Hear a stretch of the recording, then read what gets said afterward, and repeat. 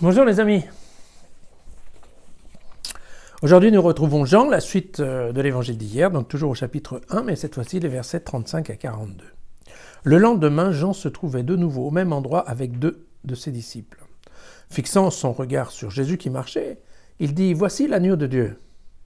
Et alors les deux disciples, l'entendant parler ainsi, suivirent Jésus. Jésus se retourna et voyant qu'il s'était mis à les suivre, il leur demanda « Mais que cherchez-vous » Et répondirent « Rabbi », ce qui signifie « maître », « où demeures-tu » Et il leur dit « Venez, et vous verrez ».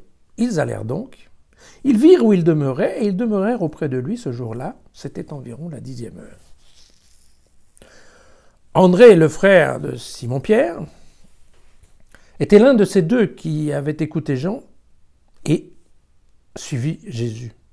Il va trouver avant tout autre son propre frère Simon, et il lui dit « Voilà, nous avons trouvé le Messie », ce qui signifie le Christ. Et il l'amena à Jésus. Alors, fixant son regard sur lui, Jésus dit « Tu es Simon, le fils de Jean.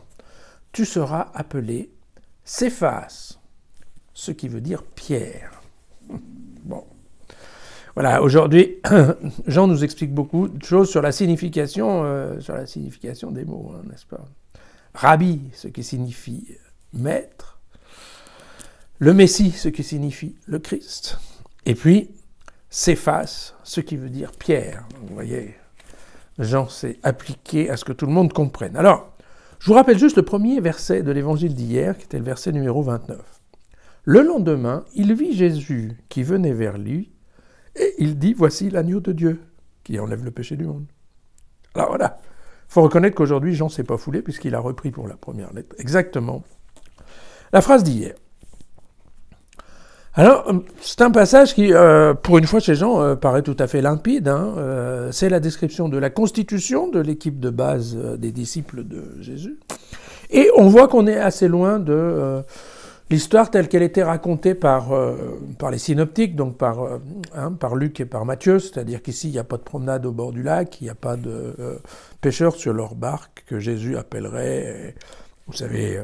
Tout est présenté comme quoi les pêcheurs laissent tout tomber, y compris leur père, et qu'ils se mettent à suivre Jésus qui marchait sur le rivage. Vous voyez que là, c'est différent. Tout marche par la notion un petit peu de bouche à oreille, avec ces deux disciples, André et un autre qui disparaît de l'histoire, qu'on ne connaîtra pas. C'est André qui va chercher Simon-Pierre, ensuite on aura demain Philippe et Nathanaël. Alors, quand il y a un passage qui paraît limpide chez Jean, ça veut dire qu'il y a un certain nombre de mots qui non seulement ont des doubles sens, mais là les doubles sens, bon, a priori Jean nous les explique, ou bien ce sont des mots qui ont beaucoup de poids. Et à ce titre-là, le « que cherchez-vous » typiquement c'est une de ces expressions qui va nous rester, vous voyez, parce que il y en a d'autres comme ça. Hein, vous voyez, il y a Dieu qui appelle Adam, vous savez, dans le jardin d'Éden, et qu'il le cherche parce que, en fait, Adam se planque avec Ève parce qu'ils ont mangé le fruit de l'arbre interdit. Et il est là, où es-tu? Où es-tu? Et cette question, où es-tu, bien entendu, elle reste. C'est la même question aussi que Dieu qui demande à Caïn, mais dis donc, qu'as-tu fait de ton frère? Voilà. Que cherchez-vous fait partie, effectivement. Des questions qui marquent, pourquoi? Parce que globalement, on se rend compte que Dieu ne se montre qu'à ceux qui le cherchent. C'est évident. Et c'est bien entendu la raison pour laquelle nous sommes en train de faire Jésus facile.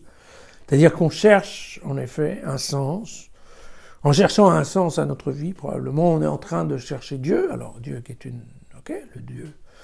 le Dieu des chrétiens, qui est une des options, je ne condamne pas les autres. Mais ce qui est vrai, c'est qu'il faut qu'il y ait une démarche de la personne de chercher à comprendre et de chercher à savoir. Et à ce moment-là, la personne peut écouter le discours de Dieu. D'accord? Si on ne cherche rien, normalement, on ne trouve rien. Voilà. Donner un nom, c'est une grande activité biblique. Il faut j'y pense parce que, vous voyez, au début de la Genèse, c'est au tout début, hein, quand c'est la création, en fait, hein, je vous lis le texte, c'était « Dieu sépara la lumière de la ténèbre. Il appela la lumière jour et la ténèbre nuit. » Donc vous voyez, séparer et nommer font partie des actes de création.